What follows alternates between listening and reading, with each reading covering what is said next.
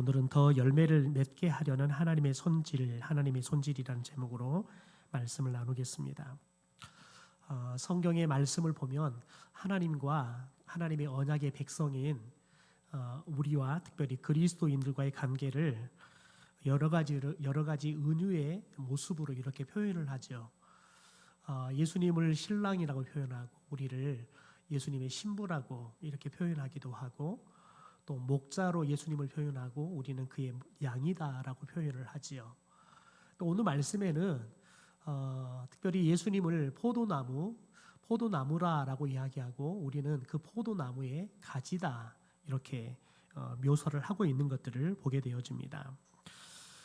그런데 오늘 말씀을 자세히 보면 특별히 성부 하나님과 성자 예수님과 그리고 그분의 백성인 이 성도들의 관계에 대해서 설명을 하고 있는데, 먼저 하나님을 포도나무를 가꾸는 농부다라고 표현을 합니다. 그리고 예수님을 포도나무의 온 줄기, 이 포도나무의 온 줄기다라고 이야기를 하고, 그리고 이제 성도들을 이 포도나무 온 줄기에 붙어 있어서 열매를 맺는 가지다라고 그렇게 설명을 하고 있습니다.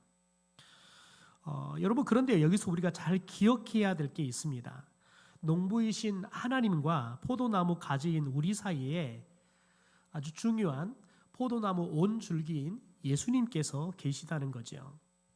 그러니까 예수님을 통해서 우리는 하나님의 포도원에서 열매를 맺는 가지가 될 수 있다는 겁니다. 그런데 이 가지가 나무 온 줄기에 붙어 있다고 해서 다 열매를 맺는 것은 아니죠. 그래서 오늘 말씀을 보면 이 포도나무에 온 줄기에 붙어 있는 가지들이 있지만 이 가지를 크게 두 가지의 가지로 분류를 합니다. 하나는 열매를 맺는 가지, 하나는 열매를 맺지 않는 가지, 이렇게 구분을 하지요. 여러분, 그런데 특별히 이제 농부이신 하나님께서 특별히 이 포도원을 가꿀 때에는 목적이 뭐냐면 열매를 맺게 하기 위해서 포도원을 가꾸죠. 제가 어린 시절에 아버님이 이렇게 은행나무들을 많이 심으시더라고요.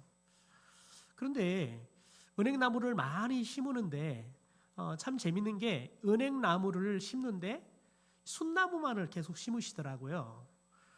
그래서 제가 알고 있는 상식으로는 은행을 따기 위해서 대부분 은행나무를 심는데 아버님께서 순나무를 이렇게 몇 그루를 심더라고요. 그래서 왜 이 은행나무를 심을 때는 순나무와 암수를 이렇게 같이 심기도 하고, 또 그리고 이제 은행나무 암나무를 심어서 열매들을 따는데 왜 이 은행나무를 암나무를 심지는 않고 그냥 순나무만이라고 이야기하는 나무만 심습니까? 그랬더니 그때 당시에 한참 이제 은행나무 이파리를 가지고 약을 만든다는 거예요, 제약회사가. 그래서 은행나무 이파리를 이제 많이들 이렇게 이제 구입해서 간다는 겁니다. 그래서 아버지가 그 정보를 얻으시고는 밭에다가 은행나무 잎을 따기 위해서 특별히 순나무라고 이야기하는 은행나무를 갖다가 막 심으셨어요. 나중에 알고 봤더니 이제 파는 사람이 이건 순나무입니다 그리고 팔았는데 시간이 지나니까 열매도 열리고 그러더라고요. 속은 거죠. 그러니까 순나무만 다 심는다고 심었는데 열매가 열리는 암나무도 있고 또 진짜 이파리만 생기는 순나무도 있고 그러더라고요. 저는 이제 암나무, 순나무 구별이 안 되던데 그렇게 이제 이야기를 하시더라고요. 그래서 이건 이파리를 수확해서 팔려고, 그래서 열매는 맺히지 않는 순나무만 심는다 그렇게 말씀하시면서 심는 걸 봤습니다. 근데 그런 것은 열매가 아니라 이파리가 필요하기 때문에 그냥 잎이 무성하게 잘 열릴 수 있는 은행나무만을 심더라는 거죠. 그런데 오늘 이 포도원의 농부이신 하나님께서는 포도나무를 심을 때 목적이 뭐냐면 열매를 거두기 위해서 심었다는 겁니다. 여러분, 그런데 오늘 특별히 예수님께서 이 포도나무의 이 이야기를 하면서 굉장히 중요한 이야기를 합니다. 어떤 이야기냐면 예수님께서 특별히 농부이신 이 하나님께서 이 포도나무 가지들이 특별히 열매를 맺고 나면 열매를 맺은 가지가 있을 것이고 열매를 맺지 않는 가지가 있는데 수확을 하고 나면 이 가지를 전지를 해주는 가지가 있다는 거예요. 왜냐하면 오늘 말씀해 보니까 그 이유를 열매를 맺는 가지가 더 열매를 많이 맺도록, 여기서 말하는 것은 많이라는 말은 두 가지 의미가 있습니다. 하나는 더 좋은 상품의 열매를 맺게 하기 위해서, 그리고 더 나아가서는 더 많은 실제 숫자 그대로 말 그대로 더 많은 열매를 맺게 하기 위해서 가지치기를 해준다라고 이야기를 합니다. 그런데 오늘 우리가 보고 있는 성경 2절에 보면 끝에 부분에 그것을 깨끗하게 한다라고 이야기하는데, 이 깨끗하게 하다라는 말을 세번역 성경으로는 하나님이 손질하다라고 표현을 합니다. 하나님이 손질을 하다라고 표현을 해요. 여러분, 그런데 특별히 깨끗하다, 손질하다, 이걸 헬라어 어원으로 보면 카타이로라는 건데, 깨끗하다는 말과 손질하다는 말을 똑같이 카타이로는 말로 사용합니다. 그래서 이 세번역 성경에서는 실제적으로 농부가 나무 가지를 할 때 깨끗하게 한다는 말보다 농부가 손질한다라는 말로 실제적인 사용을 쓰고 있는 말로 다시 새롭게 번역한 것을 보게 됩니다. 그래서 오늘 제목을 정할 때 더 열매를 맺게 하기 위해서 손질하시는 하나님에 대한 이런 제목을 정했던 거지요. 여러분, 그런데 오늘 말씀을 보면 하나님께서 열매를 더 맺게 하기 위해서, 더 많이 맺기 위해서 손질을 하는데, 특별히 이 손질이 두 가지의 종류의 가지의 손질이 간다는 거예요. 첫째는 뭐냐면 열매를 맺지 않는 가지는 제거해 버린다는 거예요. 제거하는 손질을 한다는 거죠. 2절에 상반절이 이렇게 말합니다. 무릇 내게 붙어 있어 열매를 맺지 아니하는 가지는 아버지께서 그것을 제거해 버리시고. 그러니까 포도나무 온 줄기에 가지가 붙어 있는데 이제 추수를 하고 보니까 이 가지가 열매를 맺지 않고 그냥 이파리만 무성한 거죠. 그래서 추수하고 나면, 그래서 이파리가 떨어지고 나면 열매가 맺지 않았던 것은 가지들을 치게 해버린다는 거죠. 제가 아시는 목사님이 나주에서 목회를 해서 언제가 이 나주를 간 적이 있는데, 가니까 진짜 나주는 배가 많잖아요. 배밭 천지더라고요.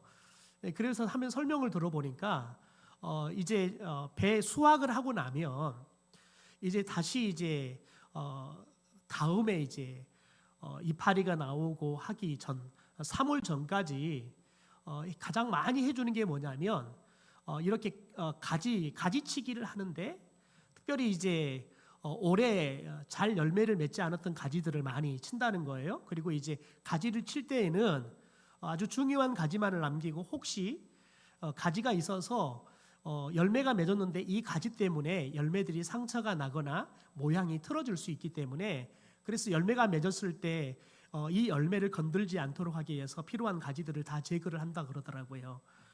그런데 중요한 건 뭐냐면 이 가지치기를 할 때 가장 먼저 하는 건 열매를 잘 맺은 가지들은 남기는데, 그렇지 않았던 열매가 부실했거나 열매가 맺지 않았던 가지들은 다 쳐버린다는 거예요. 그래서 제가 그걸 다 따고 난 다음에, 그리고 이파리가 떨어지고 난 다음에 이렇게 할 때에는 그러면 어떤 가지가 열매를 맺고 어떤 가지가 열매를 맺지 않았는지 어떻게 하냐 그랬더니, 이제 농부들은 다 그것을 구분해낼 수 있는 눈이 있다 그러더라고요. 뭐 제가 보기에는 다 그 가지가 그 가지인데, 그런데 반드시 그 가지를 제거하고 이틀이 지나기 전에 특별히 하는 게 뭐냐면 도포제로 그 부분을 잘 치료해줘야 한다는 거예요. 그래야지만 곰팡이균이 들어가서 가지가 썩지 않아야 된다는 거예요. 그러다 보니까 이제 수확이 다 끝났는데도 불구하고 이 배나무 가수원회가 농부들이 계속 바쁜 거예요. 왜냐하면 가지치기를 하면 이틀 안에 그걸 다시 쌓아주고 해야 되니까, 뭐 이제 3월이 되기 전까지 하지만 최대한 빨리 가지치기를 해서 이 나무가 상처가 아물고 그래서 자리를 잡아서 내년에 이제 싹이 나고 하는 데 있어서, 싹이 나고 꽃이 피고 여기에 이제 모든 에너지를 다 쏟아야 되니까 최대한 빨리 가지치기를 해서 나무가 정상적인 컨디션을 회복하도록 하기 위해서 수소하고 났는데도 많이 바쁘다고 이렇게 이야기를 하더라고요. 그래서 어떤 분들은 그렇게 바쁠 때에는 주일날 교회도 아직 오지 않고 이 가지치기 하고 하는 것들을 한다고 이렇게 말을 하더라고요. 그런데 만약에 가지치기를 잘 안 해주면 열매가 열리긴 열려도 상품성이 떨어진다는 거예요. 열매가 너무 많이 가지치기를 하니까 가지들이 영양분들을 다 흡수해 버리니까 열매가 굵게 열매가 맺히지도 않고, 또 가지가 많으면 열매들이 막 자라는데 이 가지가 뚫고 들어오니까 결국은 열매가 상품성을 잃어버리고, 그러다 보니까 열매를 잘 맺을 수 있도록 가지치기를 반드시 해야지만 그 다음에 열매를 좋은 상품으로 얻을 수 있고 또 많은 열매를 얻을 수 있어서 가지치기가 굉장히 중요하다라고 이야기를 해요. 여러분, 그런데 오늘 말씀에도 하나님께서 똑같은 이야기를 하는 겁니다. 열매를 맺지 않았던 가지들은 다 제거해 버린다는 거예요. 그래서 내년에 열매를 맺는 그 가지들에게 영양분들이 집중이 될 수 있도록 하기 위해서 다 제거해 버린다는 겁니다. 여러분, 그래야지만 더 좋은 열매들을 맺기 때문에 그렇다는 거지요.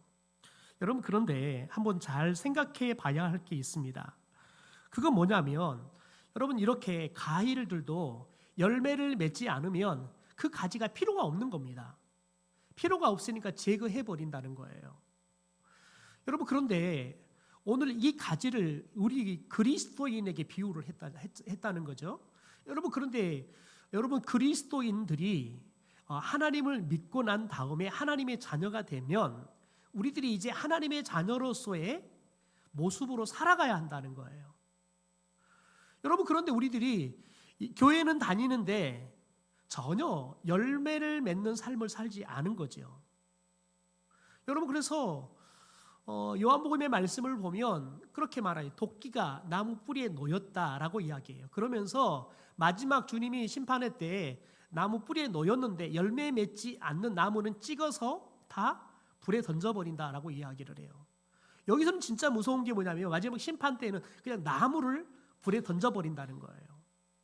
왜냐하면 더 이상 이제 열매를 맺을 일이 없기 때문에 그렇습니다. 그런데 오늘 말씀은 그 말씀에 비하면 우리에게는 희망적이에요. 왜냐하면 도끼가 아직 여러분 나무 뿌리에 닿은 게 아니에요. 오늘 하나님께서 되는 것은 가지예요. 그건 뭘 말하냐면 우리 가운데 열매를 다시 기대하고 한 번 더 열매를 맺을 수 있도록 기회를 주신다는 거예요. 제가 언제 여러분에게 한번 그런 말을 한 적이 있는데, 제가 얼마 전에 제가 사역을 했던 교회 근처를 이제 장례식을 갈 일이 있어서 다녀왔는데, 다녀오면서 마음이 참 많이 아팠어요. 왜냐하면 실은 제가 그 교회에서 2년을 사역하면서 우리처럼 이제 오후 예배 설교를 교육준사님 저에게 이제 목사님께서 맡겨주셔서 제가 설교를 하면서 그 안타까운 마음을 제가 말씀을 전했어요. 그게 뭐였냐면 그 교회가 그때 당시에 80년이 넘는 역사를 가지고 있었습니다. 그리고 그 교회가 있는 마을이 굉장히 큰 마을이에요. 거의 우리로 말하면 지등과 구암을 합해 놓은 것보다 더 큰 마을이 있어요. 그런데 문제는 뭐냐면 교회가 조금도 이 죽어가는 영혼들에 대해 관심이 없는 거예요. 그게 얼만큼 사랑이 많고 교회가 따뜻하냐면 같이 식사를 하고 하면 그러면 온 성도들이 같이 밥을 먹고 같이 설거지를 하고 같이 오후 예배 드릴 때까지 같이 자요. 그리고 오후 예배 드리고 나면 청년들이 집에를 안 가고 목사님 사택에 다 가가지고 같이 이제 놀아요. 그럼 목사님은 와이셔츠 바람, 여름 되면 와이셔츠 바람으로 이제 나와가지고 파자마 입고 청년들하고 같이 놀아요. 왜냐하면 목사님이 오셨는데 얘네들이 다 젖먹이 때부터 목사님이 다 키운 거예요. 목욕 다 시키고 해가지고 키우니까 그냥 아버지처럼 사는 거예요. 그러니까 정말 행복해요. 그냥 청년들이 그냥 목사님 집에서 같이 막 텔레비전도 보고 막 그래서 막 누워서, 저는 처음에 가가지고 굉장히 충격적이었어요. 막 목사님이 막 위에 옷을 벗고 그냥 파자마 바람으로 나오는 것도 충격적이었고요. 청년들이 뭐 목사님하고 같이 막 사택의 안방에 누워가고 텔레비전 보면서 목사님하고 농담 따먹게 하고 막 그러면서 목사님 우리 통닭 먹고 싶어요. 통닭 사주세요. 막 이러는데 그게 너무 막 충격인 거예요. 막 어떻게 이럴 수 있지 막. 그런데 막 전혀 거리낌 없이 막 목사님도 청년들을 대하고 아이 새끼야 막 그러면서 막 대하고 막 그러시는 거예요. 지금도 그러세요. 지금도 그냥 목사님이 너무 인자하시고, 그래서 아버지보다 더 청년들이 잘 따르고 존경하고 그런 목사님이세요. 제가 막 섬겼던 목사님 중에 가장 인격적인 목사님이세요. 그런데 교회가 새로운 영혼에 대한 관심이 하나도 없는 거예요. 그래서 제가 너무 안타까워서 설교를 하면서 제가 그랬어요. 우리에게 80년의 기회를 줬는데 언제까지 하나님께 우리에게 기회를 조금 더 한 해만 더 주십시오. 이런 마음으로 우리가 교회가 살아갈 거냐. 교회 밖에는 10분의 1도 이 교회에 들어오지 않고 10분의 9가 넘는 사람들이 죽어가고 있는데 언제까지 하나님께서 우리에게 기회를 주라고 이렇게 그냥 하나님께 기회를 한 해 더 달라고 구걸하듯이, 그러면서 우리는 정작 전도를 한 번도 할 생각은 하지도 않고 가서 복음을 전할 생각은 시도는 하지도 않고 언제까지 우리끼리 이렇게 행복하게 살 것이냐. 하나님이 우리가 행복하게 우리끼리 사는 것도 하나님은 충분히 기뻐하시지만 교회의 목적은 영혼을 구원하는 일에 있다. 그러면서 제가 이런 경고를 했어요. 우리가 언제까지 하나님 한 번만 더 기회를 주십시오 하고 우리가 복음을 전하지 않는다 그러면 하나님은 우리 교회의 촛대를 옮겨서 하나님께서 다른 교회를 세워서라도 이 지역의 영혼들을 살리는 일을 할 것이다. 여러분, 그런데 이번에 가서 보니까요, 교회예요. 딱 맞은편에요. 20m도 안 돼요. 맞은편에 이 교회보다 합동측 교회가 더 잘 지어져 갖고 있어요. 그래서 제가 잘 아시는 목사님과 이야기를 하다 보니까 교인들이 이제는 패배 의식에 사로잡혀 있다는 거예요. 아유, 저 합동측 교회는 우리보다 더 크고 잘 지어져 갖고 사람들이 교회 가려면 저 교회 가지 우리 교회 안 와. 그러고 있다는 거예요. 제가 있을 때는 200명이 넘었는데 지금은 80명 간 모인다는 거예요. 교회는 여러분 80명 모이는데 어지간한 교회보다 훨씬 더 부목사님도 계시고요, 전도사님도 계시고요, 80명 모이는데 그래요. 저는 교육목사인 줄 알았더니 부목사래요. 부목사도 계시고 전도사도 있고요. 그러고 있는 거예요. 작년에 우연찮게 이제 한 권사님께서 제가 여기 있다는 걸 알고 이제 제게 연락을 해 오셨어요. 그러면서 이야기하다 보니까 아유, 교회가 지금 얼마나 됩니까? 한 80명 모인대요. 아유, 교회가 그렇게 해서 힘들지 않습니까? 그랬더니 아유, 목사님 저희는 재정 하나도 걱정 안 해요. 저희 교회는 재정 많거든요. 그러시는 거예요. 여러분, 그런데 그걸로 만족해버리면 교회가 아닌 거죠. 여러분, 교회는 은과 금이 있는 곳이 아니라 예수 그리스도의 이름이 있어야 되는 거예요. 여러분, 교회는 은과 금으로 세우는 게 아니라 예수 그리스도의 이름, 복음과 그 이름의 권세로 세워가는 거예요. 여러분, 그런데 제가 딱 그 교회를 보면서 너무 안타까운 거예요. 저는 내가 이야기하는 그 이야기가 이루어지지 않기를 원하는 그 간절한 마음으로 성도들에게 설교를 했는데 정작 성도들은 깨어나지도 않고 더 이상 전도하지도 않고, 그래서 전도에 대한 열정이 있었던 사람들은 다 빠져나가 버리고 이제는 할머니들만 계시는 교회가 되어버렸더라고요. 그리고 여러분, 안타까운 것은 제가 이야기한 대로 여러분, 하나님께서 더 시설 좋고 더 큰 교회를 딱 앞에다가 세워가지고요, 하나님께서 그 지역의 복음화를 아주 활발하게 이루어가고 있다는 거예요. 여러분, 저와 여러분이 깊이 있게 봐야 될 것은 뭐냐면, 여러분, 저와 여러분이 예수님 안에 머문다고 여러분 그것이 다가 아니에요. 예수님 밖에 있던 사람들이 예수님 안에 들어와서 예수님 안에 머무는 것은 매우 중요해요. 그러나 우리가 예수 그리스도 안에 있는 여러분 성도라 그러면 여러분, 우리에게 중요한 건 뭐냐면 우리에게 기대하는 것은 열매를 맺는 걸 기대한다는 거예요. 여러분, 그래서 마태복음 25장 29절에 보면 예수님께서 제자들에게 말씀을 하실 때 이 달란트 비유를 하죠. 한 달란트를 받았던 이 종이 이 한 달란트를 자기는 적게 받았다고 자존심 상한다고 묻어둬 버립니다. 그리고는 주인이 돌아왔을 때 그 한 달란트를 가져다가 주인을 주지요. 그럴 때 여러분, 주인이 그 1달란트 받았던 이 종의 달란트를 뺏어가지고 5달란트를 받아서 5달을 나눠서 10달란트를 가져온 종에게 줘버립니다. 그리고는 이렇게 말하죠. 무릇 있는 자는 받아 풍족하게 되고 없는 자는 그 있는 것까지 빼앗기리라. 여러분, 그 있는 것까지 빼앗기다, 이 말이 뭡니까? 열매를 맺지 않은 그 가지조차도 잘라내버리겠다는 거예요. 두려운 건 여러분, 그 가지가 잘라지면 어디 가겠습니까? 불 속에 들어가는 거예요. 여러분, 그런데 예수님께서는 열매 맺지 않으면 잘라버린다는 거예요. 여러분, 그래서 저와 여러분이 이걸 정말 두려워해야 되는 거예요. 내가 열매를 맺지 않으면 주님께서 잘라버린다는 거예요. 여기서 여러분, 주님이 말하는 열매는 열매가 크냐, 여러분 열매가 적냐, 열매가 상품성이 있느냐 없느냐 그걸 따지지 않습니다. 열매가 없는 가지를 잘라버린다는 거예요. 두 번째, 여러분, 하나님의 손질이 뭐냐? 열매 맺는 가지는 더 열매를 맺도록 손질을 한다는 겁니다. 우리 2절 말씀 같이 한번 읽어보죠. 하반절입니다. 세번역 성경 있죠. 시작. 열매를 맺는 가지는 열매를 더 많이 맺게 하려고 손질하신다.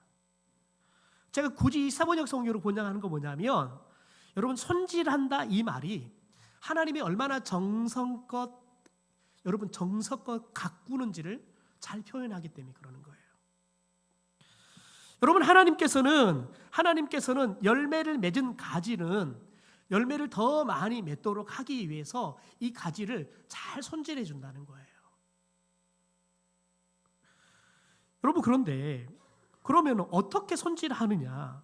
사도 바울은 디모데전서 4장 5절 이렇게 말합니다. 말씀과 기도로 거룩해진다, 깨끗해진다라고 이야기해요.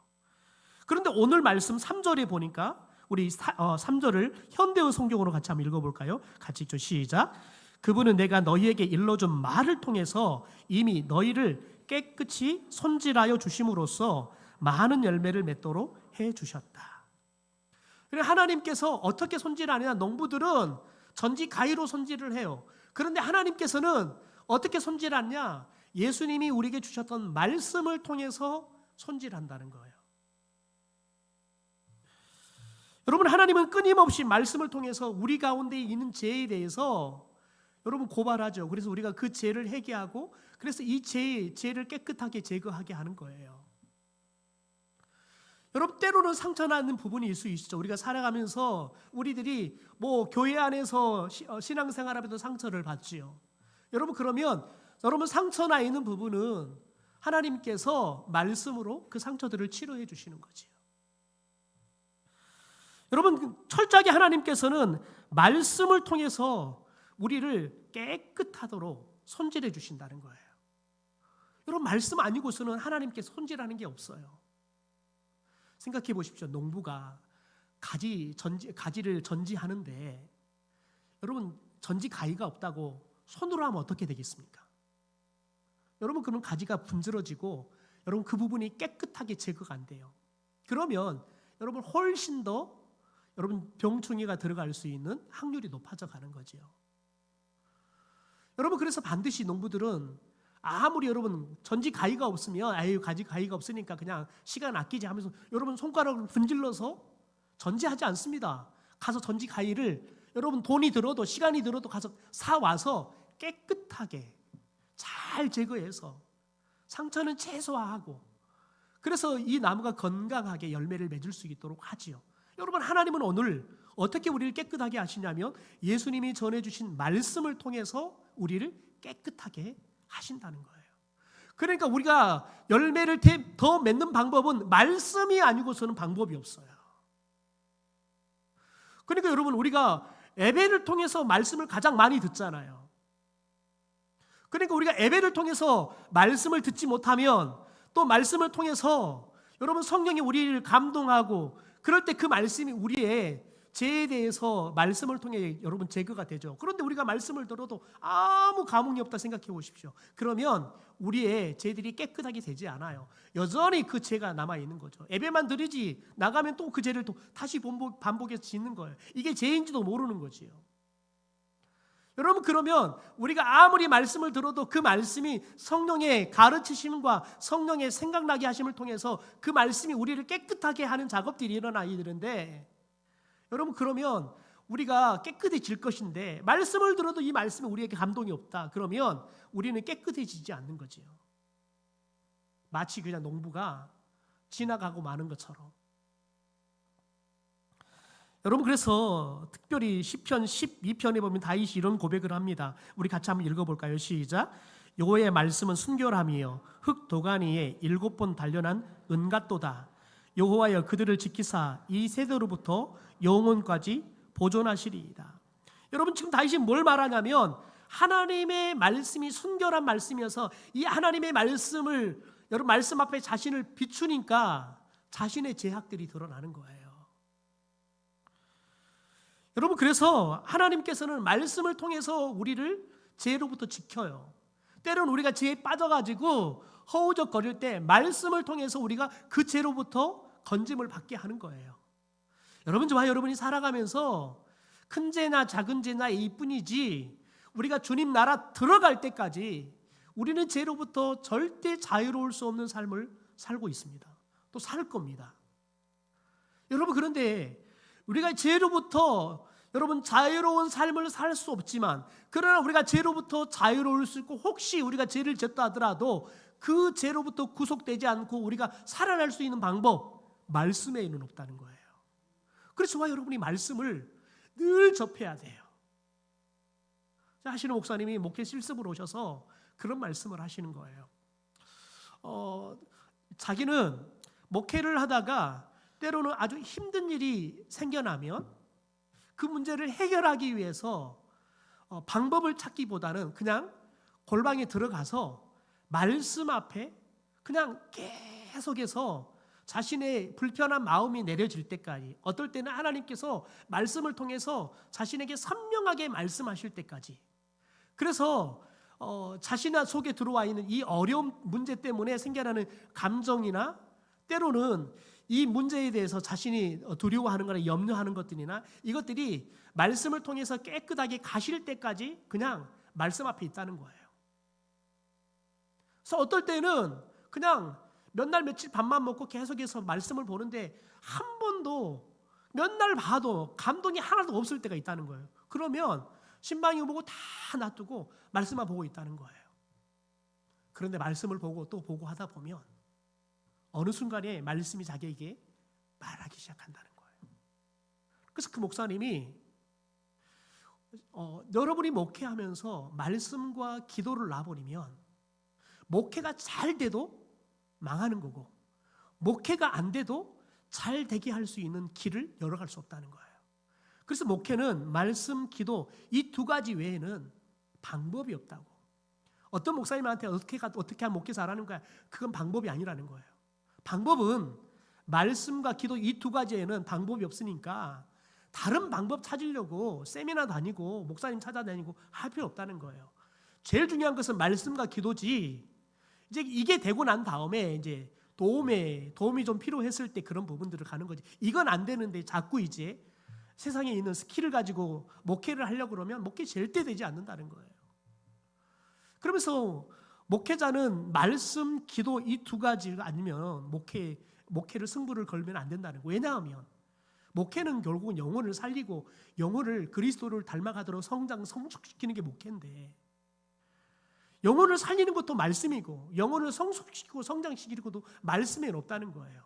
또 그 사역을 이루어갈 수 있도록 성령이 역사하는 것도 기도 외에는 방법이 없다는 거예요. 다른 방법이 없다는 거예요.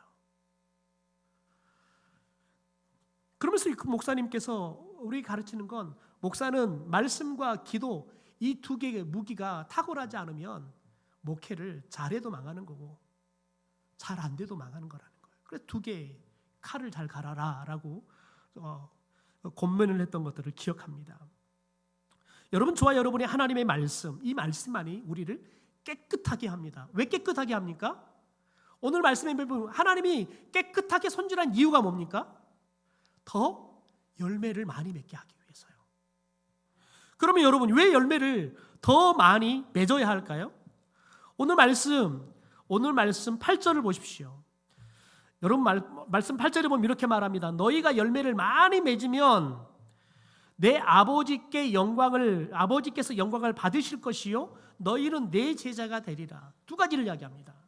첫째는 우리가 열매를 많이 맺는 삶을 살면 하나님이 영광을 받으신다는 거예요. 두 번째, 사람들이 우리가 예수의 제자인 줄을 알게 될 거라는 거예요. 여러분, 우리가 예수를 믿는 예수의 제자인 것을 아는 게 왜 중요합니까? 그냥 나 교회 다니는 사람입니다, 이거 몰라서 가르쳐 주기 위해서요? 아니에요. 예수의 제자인 걸 아는 건 뭐냐면, 여러분이 예수의 제자의 삶을 살 때 사람들은 그 삶을 통해서 누구를 봐요? 예수를 보는 거예요. 여러분, 그 삶을 통해서 수많은 사람들이 죽게 돌아오는 일들이 일어나는 거예요.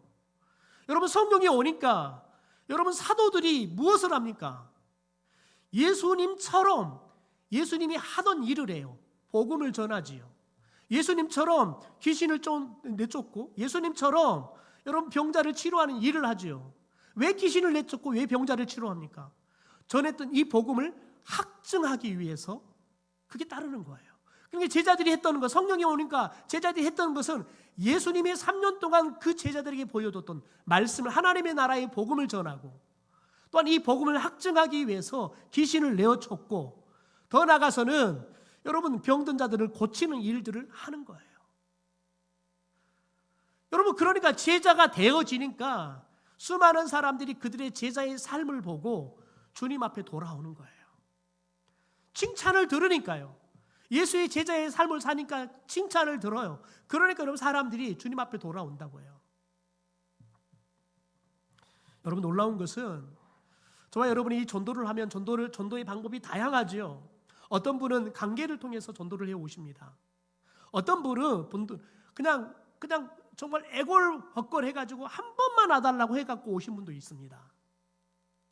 어떤 분은 며느리가 시집 오니까 우리 집안은 예수 믿는 집안이다, 우리 집에 시집 올라 그러면 교회 다녀야 된다, 교회 안 다니면 우리 아들하고 결혼 허락 안 하겠다, 또 사이하고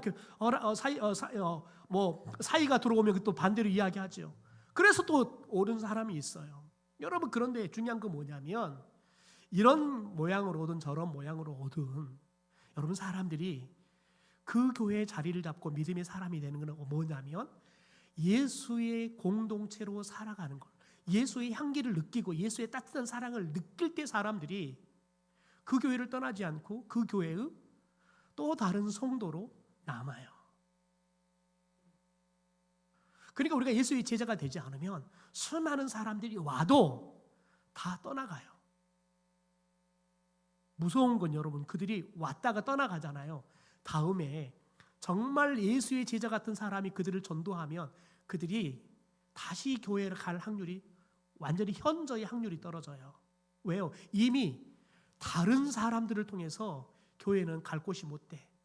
예수 믿는 사람들은 믿을 사람이 못 돼. 이런 부정적인 인식을 심어주기 때문에, 그래서 이제 진짜 예수의 제자로 살아가는 사람이 전도하지만 이 사람 마음이 쉽게 동하지 않아요. 자, 이번 월요일 날은 가족 중에 이제 식당을 개업하신 분이 있어서 제가 갔다 왔어요. 그런데 이제 교회를 다니는 사람이어서 이렇게 가니까 막 손님들이, 예수 믿는 사람들, 교회 다니는 사람들 막 와요. 그런데 한 집사님이 오셨대요. 그런데 이분이 코로나 전에는 같이 이제 교회를 섬기고 새가족부도 같이 봉사하고 했는데 지금은 몇 년째 교회를 안 나오고 있다는 거예요. 그런데 이분이 자기는 교회를 다니고 있다고 말하는 거예요. 그러면서 어디 교회를 다니냐면 우리들 교회를 다닌대요.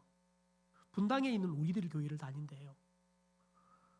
여러분, 그러면 진짜 그분은 우리들 교회를 다닐까요? 여러분, 몇 시간씩 3시간 4시간 차 타고 매주마다 올라갈까요? 아니에요. 그냥 영상으로 예배를 드리는 거예요. 그런데 그분이 왜 교회를 떠났냐? 새가족부를 하다가 그 안에서 상처를 받은 거예요. 그래서 나는 도저히 이 교회를 다니고 싶지 않다, 나간 거예요. 열심히 들어와서 정착하고 그래서 봉사까지 하는데, 봉사까지 한 사람이 교회를 떠난 이유가 뭐냐면 여러분, 안에 있는 사람들 때문에 교회를 떠나버린 거예요. 다시 말해서 예수의 제자가 되지 못하는 사람들이 안에 머무니까요, 문제는 뭐냐면 예수의 제자가 돼야 할 사람들이 그 사람들 때문에 교회를 떠나버리는 상황이 벌어진다는 거예요. 여러분, 무서운 건 여러분, 주님은 열매를 맺지 않는 가지 정도가 아니라요, 다른 사람이 구원받는 것을 방해하는 사탄의 일들을 하는 사람이 돼버리는 거예요. 내 의도하고는 상관없이요. 여러분, 코로나를 거치면서 놀라운 거 뭐냐면 서울에 있는 그런 대형 교회들이 영상 예배를 드리면서 전국 각지에서 아니면 전 세계에서 그 교회의 성도로 등록하고 헌금하고요, 온라인으로 3가지 교육 다 받아요. 그래서 온라인 교회들이 엄청나게 확장이 됐어요. 심지어 여러분, 이 온라인 교회가 이단들이 가장 활발하게 하는 사역이에요.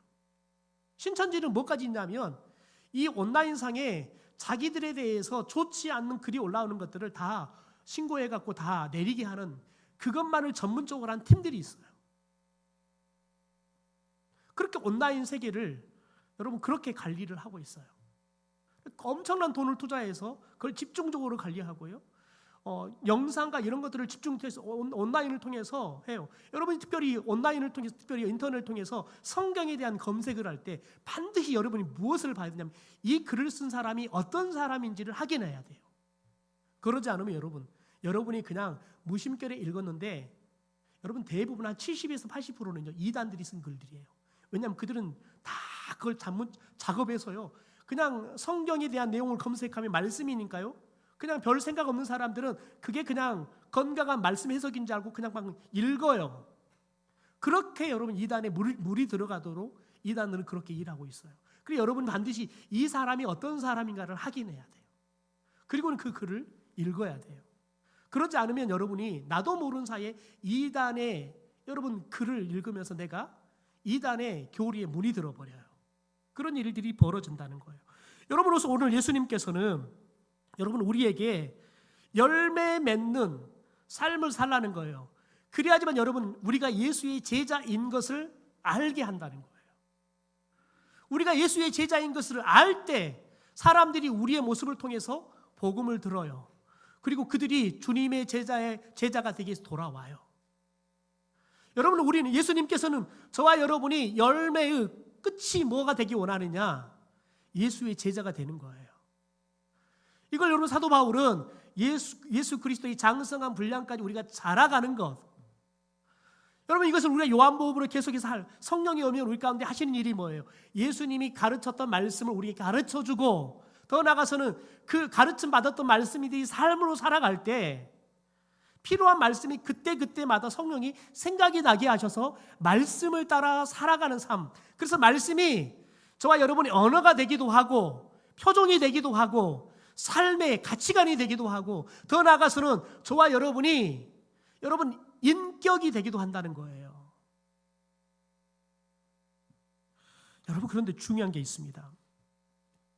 여러분, 오늘 아주 중요한 게 뭐냐면 우리는 지금 가지 이야기만 했는데요, 중요한 게 뭐냐면 오늘 말씀 우리 15절 말씀 가운데 우리 7절의 말씀을 함께 좀 같이 읽어볼까요? 7절입니다. 7절 같이 읽죠. 시작. 너희가 내 안에 거하고 내 말이 너희 안에 거하면 무엇이든지 원하는 대로 구하라. 그리하면 이루리라. 제일 중요한 것은 뭐냐면 온 가지이신 예수 그리스도 안에 거하는 거예요. 이걸 전제로 이야기를 하는 거예요. 여러분, 그런데 우리들은 교회에는 다니는데 예수 안에 머물지 않는 사람이 얼마나 많은지 몰라요. 교회인일 뿐이지 예수 안에 거하는 예수의 제자가 아니란 말이에요. 여러분, 우리가 예수님 안에 거하지 않으면 어떤 일이 벌어지냐면 예수님으로부터 영양분을 공급받아서 우리들이 잎이 나고요, 더 나가서 꽃이 피고 열매를 맺어야 되는데 예수 안에 거하지 않으면 우리 안에 영적인 영양분이 공급되지 않아요. 그러면 여러분 가지는커녕 싹도 안 나요.